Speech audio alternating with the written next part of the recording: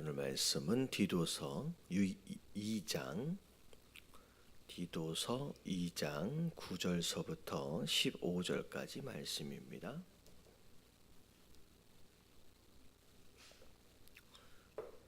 디도서 2장 9절서부터 15절까지 말씀 교독합니다. 종들은 자기 상전들에게 범사에 순종하여 기쁘게 하고 거슬러 말하지 말며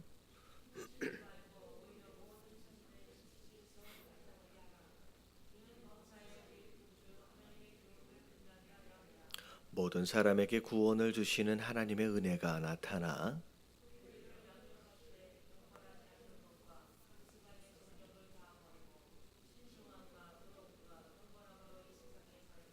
복스러운 소망과 우리의 크신 하나님 구주 예수 그리스도의 영광이 나타나심을 기다리게 하셨으니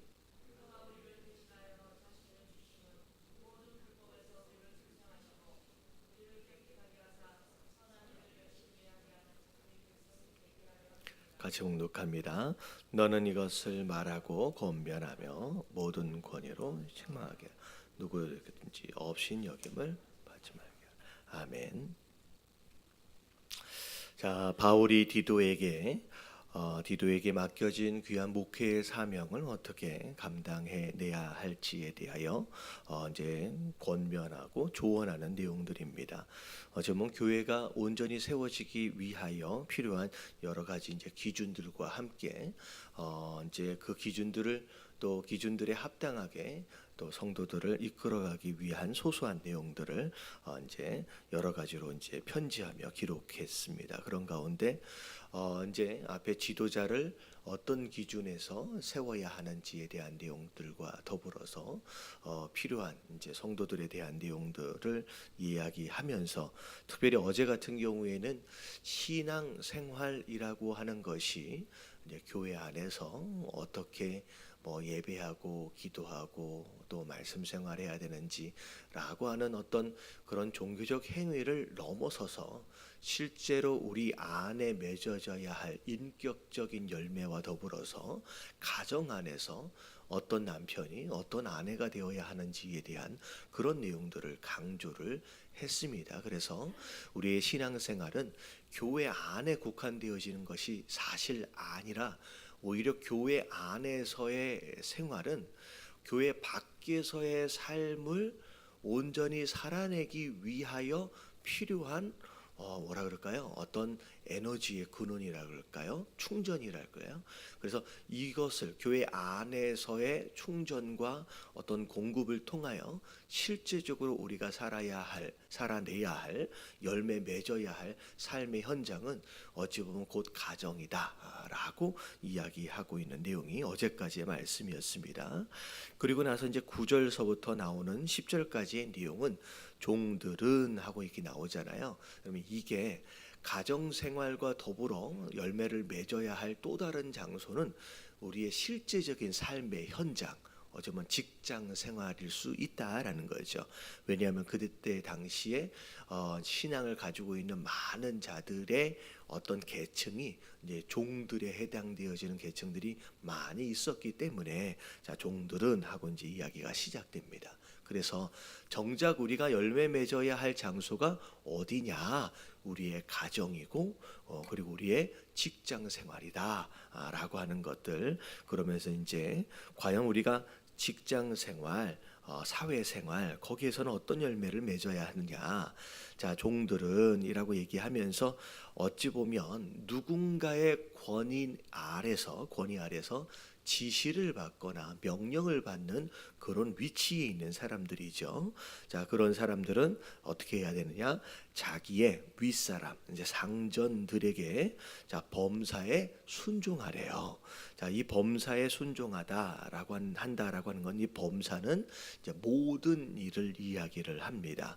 자, 이제 범사에 순종한다. 결국은 내 마음에 들면 하고 마음에 안 들면 안 하고 어떻게 보면 순종에 있어서 취사 선택을 하는 게 아니라 주인이 명령을 하면 그 명령한 것에 대하여 내 감정이나 내 취향에 상관이 없이 다 순종을 하래요. 근데 그게 아래 있는 자, 어떤 권위 아래 있는 자가 해야 할 도리다라고 이야기합니다. 자, 그래서 순종함으로 인하여서 주인을 상전을 어떻게 하래요? 기쁘게 하래요. 기쁘게 하래요. 이 어떻게 보면 종되어진 자로서 누군가의 권위 아래에 있는 자로서의 마땅한 삶의 도리다라고 이야기를 하는 겁니다. 자, 그런 가운데 또 추가되어지는 게 뭐냐면 이제 거슬러 말하지 말며라고 나와 있어요. 이 거슬러 말하지 말라라고 하는 것을 영어를 이렇게 딱 보면 이제 뭐라고 나와 있냐면 뒤에서 이야기하지 말라라고 정확하게 나와 있어요. 이 어떻게 보면 상전들 이제 아래에서 지시를 받는 자들로서 어찌 보면 이런 모습들이 많이 있죠. 사장 있는 곳에는 이제 앞에서는 얘기하지 못하다가 뒤에서는 이러쿵저러쿵 이제 밑에 직원들끼리. 근데 이건 하나님이 별로 기뻐하시는 모습이 아니다라는 거죠. 그래서 뒤에서 상전에 대하여 험담하고 이제 뒷담화하는 이런 모습들은 이제 성도 되어진 자들로서 그리고 이제 직장에서 누군가의 권위 아래 있는 자들로서 하나님이 기뻐하시는 모습들이 아니다라고 하나님 말씀하고 계십니다. 자, 그러면서 10절에 보니까 훔치지 말래요. 이제 이런 일들이 있을 수 있습니다. 이제 밑에 있는 자들로서 이제 부당한, 합당한 이익을 취하는 게 아니라 부당한 이익을 취하는 그런 행동들, 그것으로 인하여 상전에게 해로움을 주는 이런 행동들은 성도 되어진 자들로서 합당치 않다라고 해서 이제 10절 앞에 부분까지는 하지 말아야 할 것들에 대해서 조목조목 이야기하면서 자 10절 그 뒤에서는 뭐라고 얘기하냐 오히려 그러면 이제 어떻게 해야 하느냐? 모든 참된 신실성을 나타내게 하라라고 나와 있어요. 구체적으로 어떻게 해야 하는지에 대한 내용들은 잘 나와 있지는 않지만 신실성이라고 하는 이 단어, 이 표현을 통하여 그냥 모든 것을 함축적으로 얘기를 하는 것 같아요. 다시 말하면 주인에게 있어서 자, 어떤 자가 되어야 돼요? 믿을 만한 자가 되어야 된다는 거예요. 믿을 만한 자. 그래서 이 일은 이 사람한테 맡기면 잘할 수 있겠구나. 그리고 주인이 기쁜 마음으로 맡길 수 있는 그런 사람이 되어야 한다라고 하는 것이죠. 그래서 아마 이제 어떻게 보면 회사라든지 어디에서 약간의 뭐 이제 뭐랄까 위에 사람에 해당되어지는 분들은 아마 많이들 경험을 하실 수 있을 거예요. 누군가를 무엇인가를 부탁할 때 부탁하기 전서부터 불편한 사람이 있어요. 하여튼간 말 맡기면 예 알겠습니다 라고 기쁜 마음으로 순종하지 않고 어때요? 이러쿵저러쿵 이렇게 꼭 말을 하는 사람, 이게 위에 있는 것처럼 범사에 순종하지 않는 사람은 일을 맡기려고 해도 맡기게 불편하죠. 그리고 맡겨놔도 과연 이 일을 잘할 수 있을까라고 걱정이 되는 사람들이. 그러니까 우리가 성도 되어진 자들로서 교회 안에서 예배도 잘 드리고 기도도 잘하고 하나님의 말씀도 많이 알고 물론 이것들이 굉장히 중요합니다. 하지만 이런 모습을 통하여 정작 신실함을 증명하여 보여야 할 사람은 교회 안에서뿐만이 아니라 교회 밖에서 우리의 삶의 실제적인 현장에서 그런 신실성을 보여야 한다는 거죠. 자, 10절 중간에 이는이라고 얘기하고 있어요. 왜냐하면 왜 우리 종되어진 자들이 누군가의 위임 건의의 아래 있는 자들이 왜 이렇게 이런 것들을 하면 안 되고 왜 이렇게 살아야 하느냐? 이유가 하나가 있대요. 자, 범사에 모든 일에 우리 구주 하나님의 교훈을 빛나게 하려 함이니라라고 나와 있어요. 다시 말하면 내가 직장에서, 내가 사회에서, 내가 삶의 현장에서 어떻게 살고 있느냐에 따라서 하나님의 교훈이라고 하는 건 복음이에요. 복음이 빛나도록 할 수 있을 뿐만이 아니라 오히려 거꾸로 이게 이제 해가 내릴 수 있다라는 거죠. 그래서 직장 생활하면서 정말로 이렇게 신실하게 살아내면 교회를 다니는 자로서 성도 되어진 자들로서 역시 교인은 다르네. 역시 성도들은 교회 다니는 사람들은 다르네라고 어찌 보면 그렇게 복음이 빛나도록 할 수도 있겠지만 이걸 반대로 생각하면 뭐 어떻게 생각할 수 있어요? 오늘날 교회들이 사회로부터 이제 세상으로부터 이제 지탄을 받고 있는 것처럼 교회 되는 사람들이 왜 저러나라고 하는 이야기를 듣는 것으로 말미암아 나와 함께 하고 있는 자들의 구원을 오히려 내 삶을 통하여 막을 수 있다는 거예요. 그러니까 내가 어떻게 살아냈느냐에 따라서 복음이 빛나도록 할 수도 있고요. 그것을 통하여 그 사람이 구원을 얻을 수 있는 기회를 얻을 수 있는데 내가 그렇게 살지 않으면 어찌 보면 종으로서도 마찬가지겠지만 거꾸로 상전으로서도 마찬가지예요. 내가 그렇게 살지 않으면 내 삶으로 인하여 어떻게 보면 구원받을 수 있는 누군가의 기회를 어떻게 보면 빼앗을 수도 있고 어떻게 보면 미룰 수도 있다는 거죠. 나를 통하여. 그래서 사실은 나라고 하는 내가 살아가는 삶의 모습이 사실은 또 다른 복음의 모습이에요. 왜냐하면 세상 사람들은 성경 말씀 안 읽거든요. 말씀을 들려줘도 안 듣거든요. 근데 우리에게 있어서 어떻게 보면 세상 사람들에게 있어서 우리의 삶의 모습은 또 다른 성경이고 복음의 모습이라는 거예요. 왜냐하면 우리의 삶을 통하여 그들은 성경을 간접적으로 복음을 간접적으로 읽고 있기 때문이라는 거죠. 우리의 삶이 성경이에요. 우리의 삶이 복음 되어져야 돼요. 그래서 우리의 삶을 그들은 읽고 있거든요.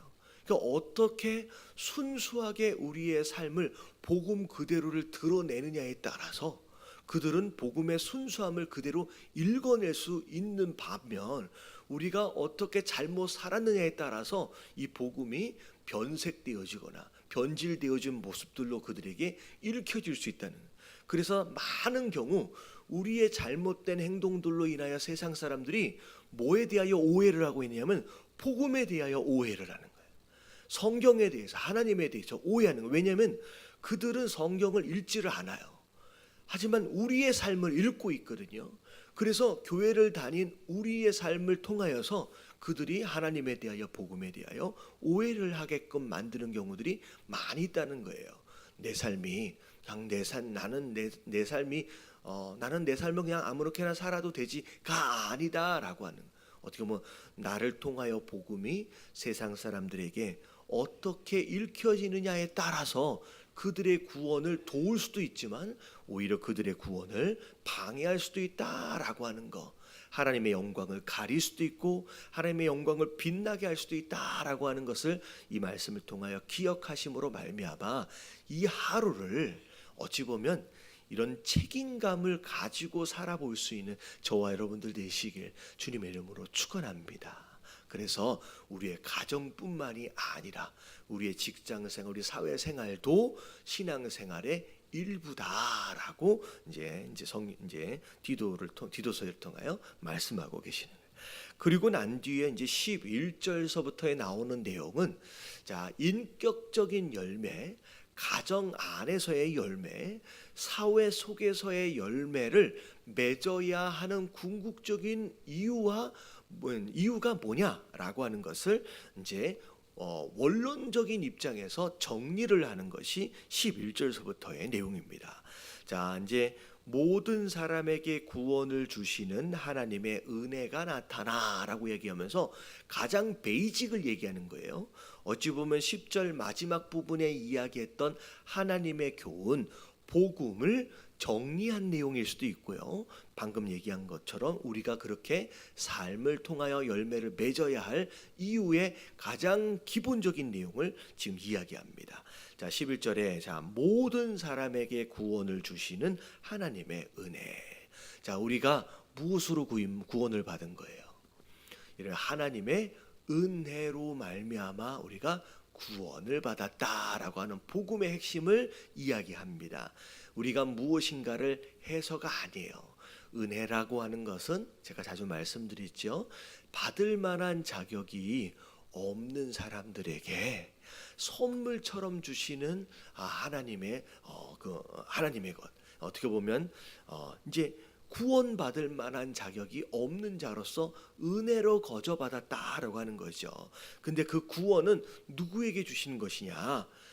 누구 특정한 사람들에게만 허락하신 것이 아니라 모든 사람에게. 자, 이것은 모든 사람들에게 그 구원을 받을 수 있는 기회를 주셨다라고 하는 거예요. 그래서 우리가 은혜로 구원을 받았는데 그 은혜가 나타났는데, 자 12절에 보니까 우리를, 자 구원을 받고 난 뒤에는, 자 그다음에 뭐가 있어야 되냐면 우리가 양육되어지는 거예요. 다시 말하면 구원을 받은 것 자체가 신앙생활의 끝이 아니에요. 와, 구원받았으면 이제 됐지라고 하는 게 아니라 구원받은 것은 곧 신앙생활의 시작인 거예요. 시작이에요. 자, 시작인데 시작되어지는 상황 가운데서 이제 무슨 첫 단계가 있어지느냐? 우리가 양육되어져야 된대요. 구원을 받으면 끝나는 게 아니라, 자 교회 안에서, 교회에 왔으면 이제 끝나는 게 아니라 교회 안에서 우리가 양육되어져야 한다. 이 양육은 뭘 위한 양육이냐? 양육은 성장과 성숙을 위한 거예요. 우리가 성장해야 하고 성숙하기 위해서 양육이 필요한데, 무엇이 성장이고 무엇이 성숙이냐? 간단하게 얘기하면 뺄 게 있고 더할 게 있다는 거예요. 자, 뭘 빼야 돼요? 우리 안에 경건하지 않는 것과 이 세상의 정욕을 버려야 된다. 자, 이게 빼야 할 거예요. 이게, 자 성장하기 위해, 성숙하기 위해서 우리 안에 빼야 할 것. 근데 이 빼야 할 것, 경건하지 않은 것과 정욕을 빼는 것이 그냥 빼지지 않아요. 그냥 빼지지 않아요. 어떻게 빼지냐? 연단의 과정을 통하여 빼집니다. 그냥 설교에 이걸 하지 마십시오, 이런 건 우리가 빼야 됩니다 라고 그냥 말로 들어가지고 그러면 빼야지 라고 결단할 수 있다라고 한다면 얼마나 좋겠느냐. 근데 희한하게 우리의 인간이, 우리의 본성이 이걸 잘 안 놔줘요. 그래서 때로는 이것을 빼내기 위해서 하나님이 연단하시는, 그래서 이 연단은 뭐 할 때 쓰여지는 단어냐면, 대장장이가 쇠를, 정말로 무쇠덩어리를 어떻게 보면 제품으로 만들어가는 과정을 이제 이 연단이라고 얘기하잖아요. 이 연단이라고 할 때는, 이 연단은 어떤 과정을 거치느냐? 불에다가 확 넣어가지고 달궈내는 거예요. 그러니까 우리 삶 가운데 불과 같이 뜨거운 상황들을 허락하시는 것이 사실 이 잘못된 것들을 빼내기 위한 과정이고, 또 달궈낸 다음에 어떻게 돼요? 이게 이제 위에다 올려놓고서 이제 두드리기 시작하는 거예요. 두드려내면 겉에서부터 이제 벗겨지면서 잘못된 것들이 통통 튀면서 이제 빠져나가게 되죠. 이런 작업들이 우리 안에 있어져야 된다는 거예요. 그래서 우리가 신앙생활을 시작하고 교회에서 살아감에 있어서 힘들고 어려운 두드림의 과정과 뜨거움의 과정들을 허락하시는 이유가 뭐냐? 왜 내 삶은 이렇게 고난이 있느냐? 이유 중에 하나가 뭐예요? 우리 안에 빼내어야 할 경건치 않은 모습들과 욕심들이 있기 때문에, 이 경건치 않은 모습들과 욕심들은 웬만해서는 안 빠져나가기 때문에 집어넣었다 뺐다 두드렸다를 반복하게 된다라는 거죠. 그래서 이런 모습들로 빼기를 시작하고, 그 다음에 우리 안에 더 해야 될 게 뭐가 있어요? 여기 보니까 신중해야 한다라고 나와 있어요. 어제 말씀에 계속 나왔던 신중이라는 단어가 셀프 컨트롤이에요. 나를 잘 다스릴 줄 아는 거, 이게 이제 이제 신중함이고, 그리고 의로움이고 경건함이다. 그래서 내가 내 마음대로 막 움직이고 싶은 대로 감정을 따라 툭툭 튀어나오는 그런 삶이 아니라, 내가 나를 잘 조절할 줄 알고, 의롭다라고 하는 것은, 이 의라고 하는 건 하나님의 뜻이에요. 하나님이 뭘 원하시는지를 알고 그것으로 내 삶의 기준을 삼는 것이 의로움이고, 그 다음에 경건함이라고 하는 것은 그 기준을 따라 살아내는 것이 경건함이에요. 아, 하나님의 뜻이 이거구나. 그래서 그렇게 살아내는 것, 이게 이제 경건함이죠. 이게 우리 안에 더하여질 때, 그럴 때 우리의 삶이 더 성장하고 성숙해진다라는 거죠.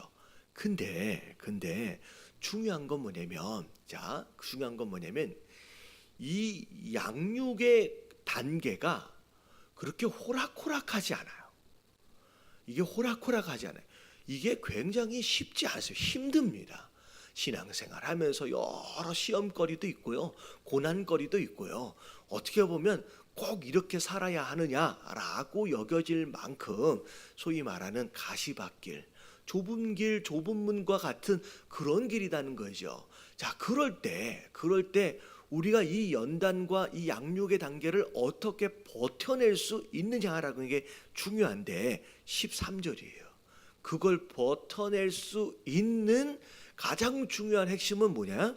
소망입니다. 소망. 왜냐하면 지금 조금 전에 종들에게 이 말씀을 하셨어요.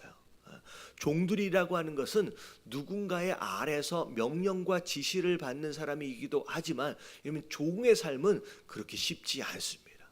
상전의 이야기에, 상전의 명령에 어떻게 보면 범사에 순종한다, 그러면 이거 쉽지 않아요.